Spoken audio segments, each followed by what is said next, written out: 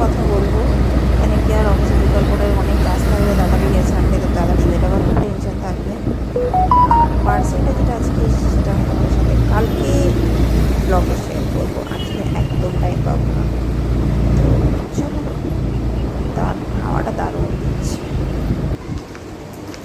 Back to home. আগে আমি ভাবতাম মানুষ এমনি করে কেন ব্যাগ নেয়, এখন রিয়েলাইজ হয় এমনি করে ব্যাগ নেওয়াটা না কতটা সুবিধা।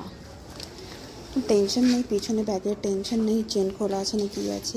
এমনিতে সেফটির জন্যই মানুষ এমনি করে করে, বাট যাই হোক আমার তো খুব সুবিধা হয়। তবে ঘরে এসে গেছি, এবার একটু ফ্রেশ হই, তারপর তোমার সাথে কথা বলছি।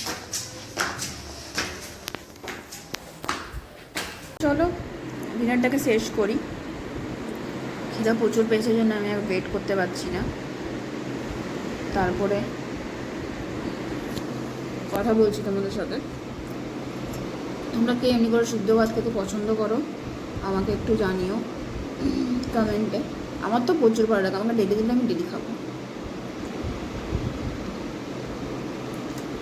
আর ভালোও লাগে, গরমের দিনে অত ঝামেলা কে করে একার জন্য, লোকার জন্য।